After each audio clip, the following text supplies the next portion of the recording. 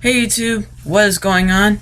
Welcome back to another video. It's Logan from Logan's Reactions, and today I'm going to be reacting to another Mr. Nightmare video. It is 4 true college horror stories, and I've heard it's pretty freaky, so I'm just going to react to it. And who the heck is that? Hey guys, let's go ahead and react to the video. 3, 2, 1, let's go. Watch it for yourself. Now let's go.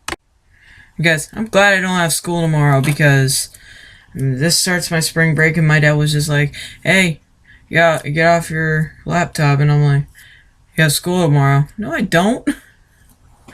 There's no school tomorrow. But all that aside, we're just right now going to focus on the reaction video. Here we go. Dang it.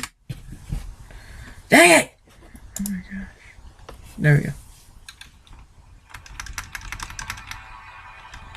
Okay, that's freaky. Dale. Oh, what? Okay.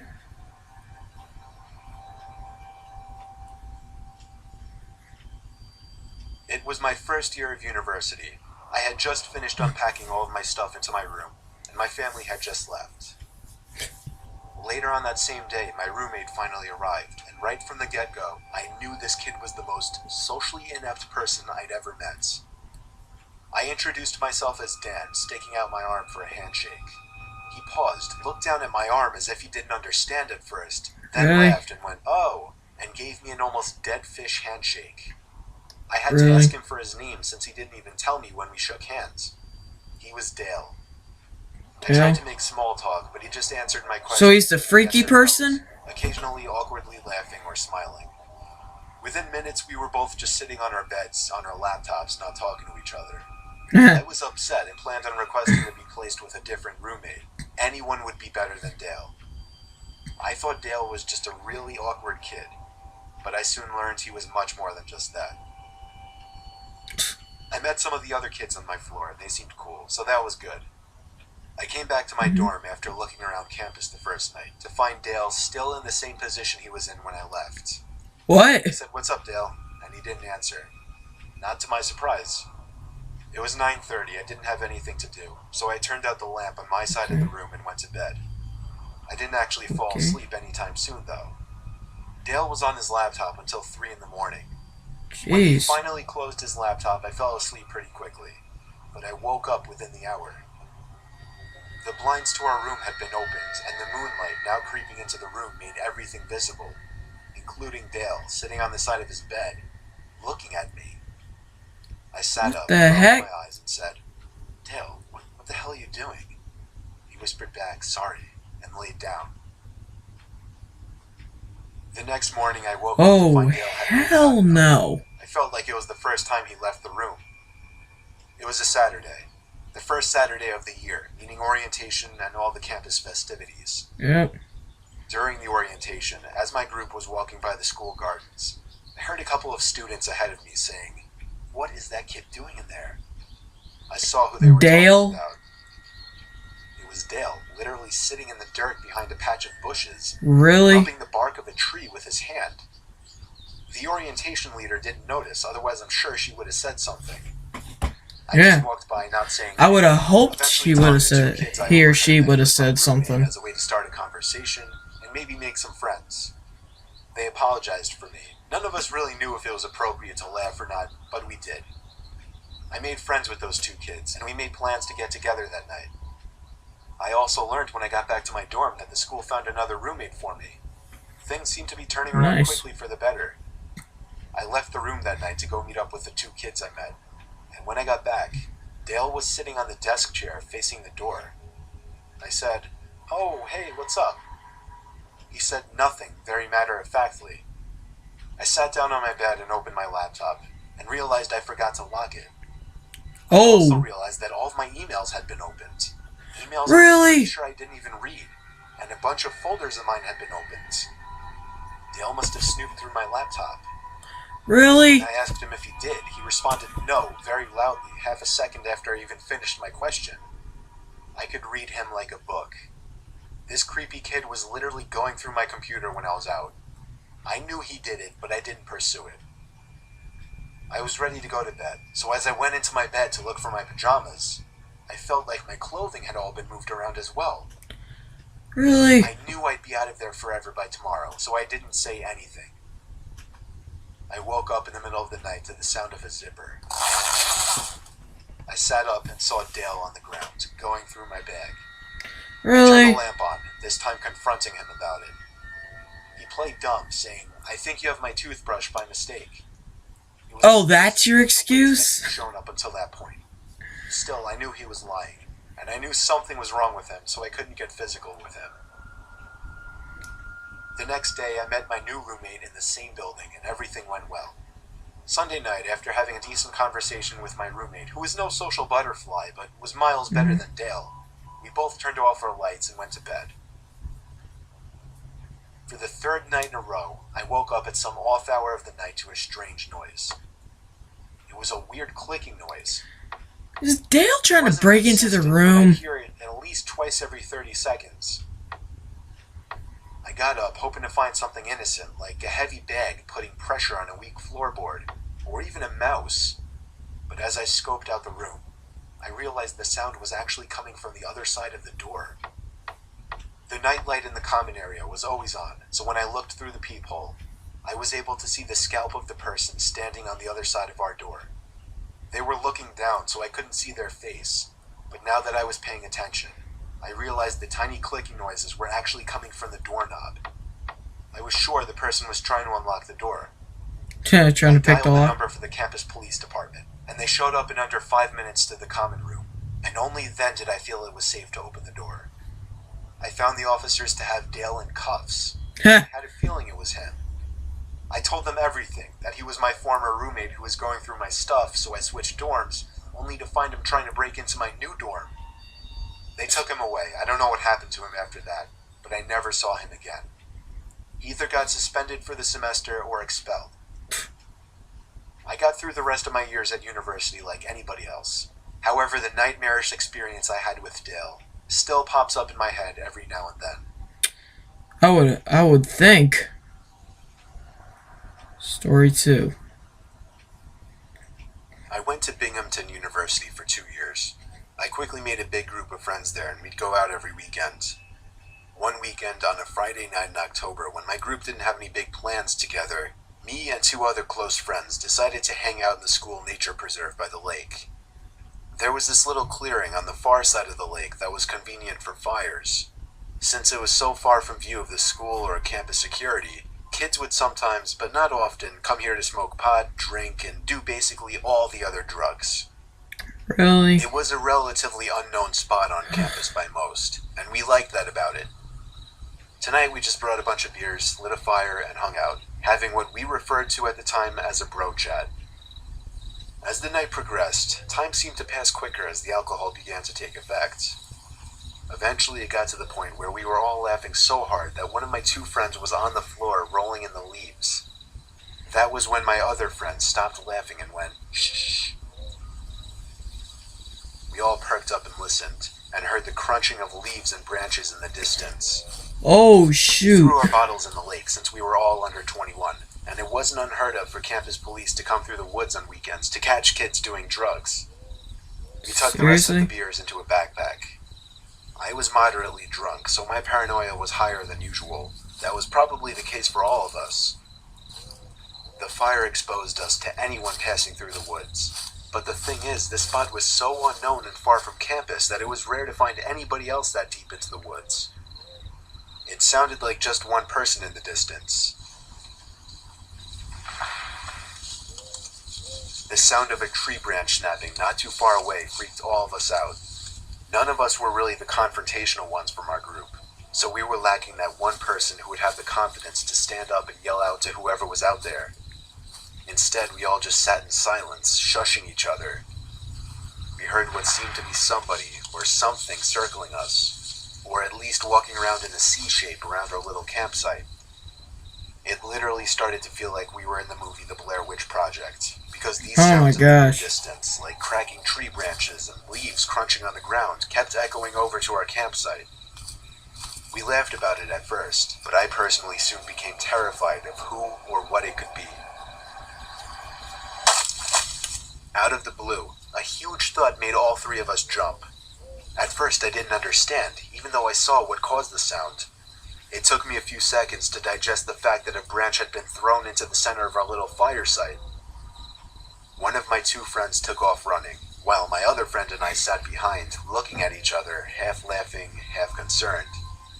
I feel like we didn't know yet if this was some kind of joke or not. Oh my gosh. I grabbed the backpack, Shark helped my in friend the up off the face floor, and we with hauled a ass tree back in the branch. direction of our dorm. When we made it to the road separating the nature preserve from our dorm, we stopped to catch our breath. But whoever was out there proved to be following us when we heard footsteps coming closer to the road. We continued to run back to the dorm, and when we got back to our floor, we found our other friend in his room already. We looked out of his room window down to the woods. There was someone pacing back and forth by the woods, and every time a car passed, they would walk back into the woods. Eventually, whoever it was went back into the woods for good. Probably To never either be a seen homeless again by us. person or just someone We continued trying our to drinking kidnap session in the dorm room, someone. and within 10 minutes, we were all laughing about it. It wasn't until the next morning that we all realized how terrifying that experience actually was. I would think Never it'd be really pretty went back into terrifying. the woods past dark after that.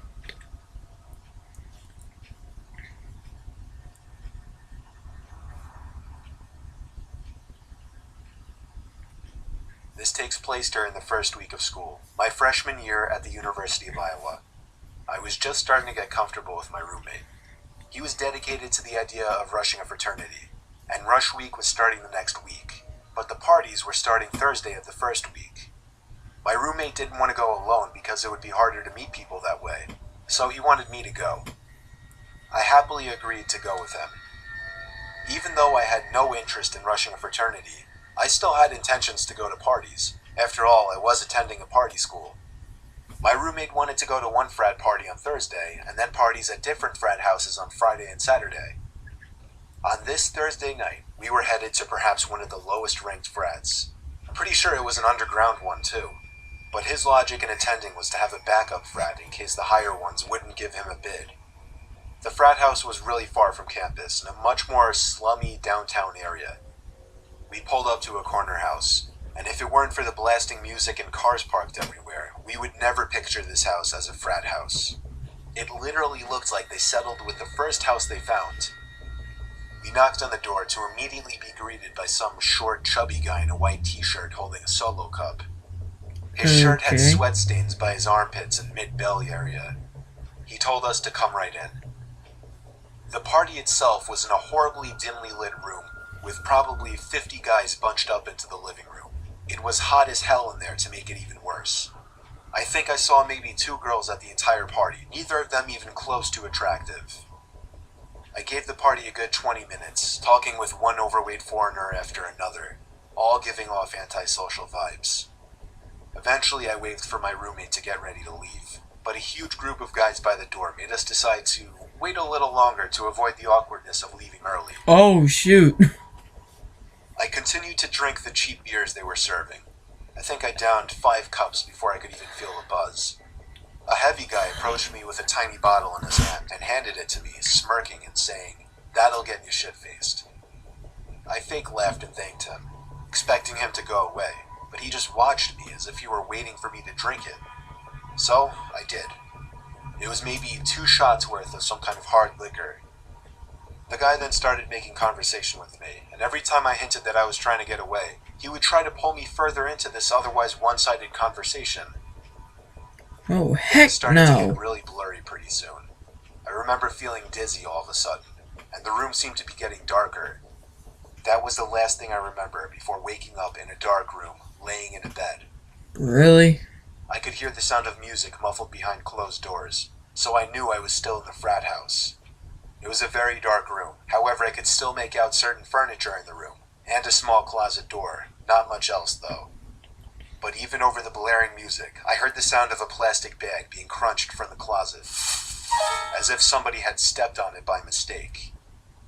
I ran out of that room and down the stairs back to the overcrowded living room. I found my roommate and pushed him out the front door, past the group of guys still standing in a circle right next to it. During the car ride back to Jeez. campus, I told my roommate I was drugged. He almost called the cops, but I said it would be foolish and pointless. My roommate then asked me an awkward question. Was I taken advantage of? I didn't feel any type of pain, and my clothes were all still on the same, so I assumed not. When I did a time I would check, hope I not. realized I'd only been out for maybe 10 minutes before waking up. Whatever the guy gave me must have been a dud or something, thank God. That was my college experience of attending an underground ghetto frat party, and it remains to be my scariest life experience. It would be for me.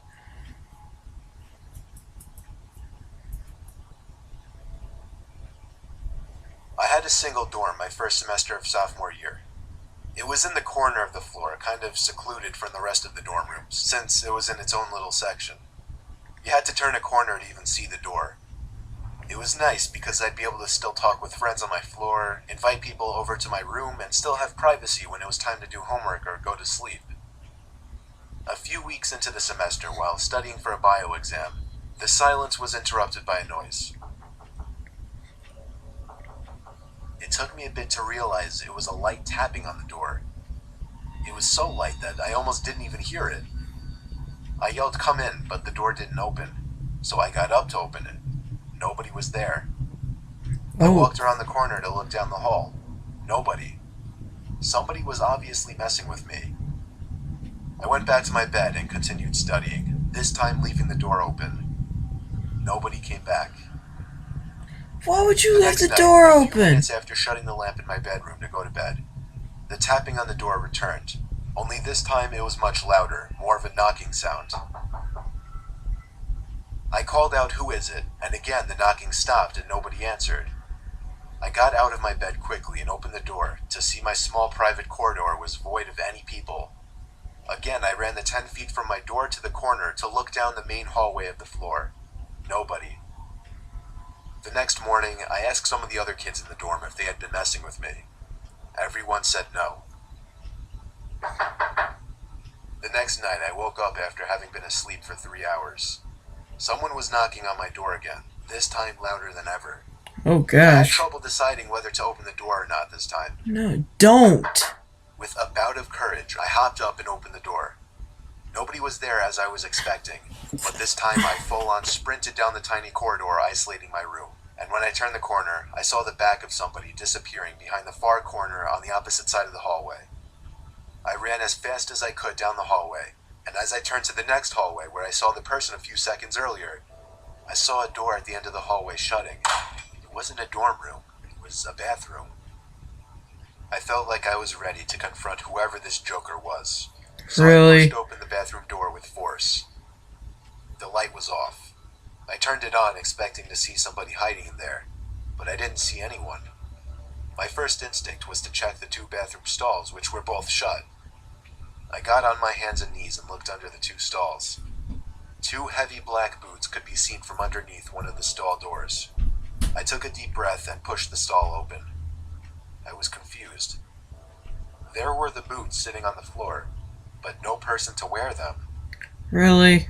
And then I heard a creepy giggling noise. Oh, heck Not a no. feminine or childlike one. It was a kind of laughing that I could only imagine to be that of a really old, crazy man. For some reason, my confidence was gone, and I was scared shitless. Therefore, I ran back I to my would. room and shut the door. I hopped back in my bed and started texting every friend I had. Of course, everybody was asleep, though. The knocking happened one more time that night. Again. I ignored it. It went on for about 30 seconds before whoever that person was finally gave up. I spoke to everybody on my floor the next day. Nobody else heard any knocking, and everybody swore they weren't pranking me. Everybody seemed sincere. I don't know why this person chose to harass me, or who this person was. Judging by the boots and the laughing I heard, this was an older man though, and that disturbs me.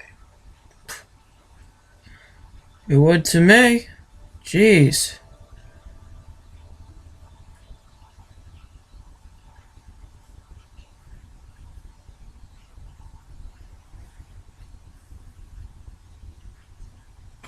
Okay. Alright then. So, I guess this is it for this video. That was pretty freaky, to be honest. I guess that's going to be it. Thank you all very much for watching. Make sure to like, comment, and subscribe. Subscribe for more content, and I guess I'll see you all later. Peace out.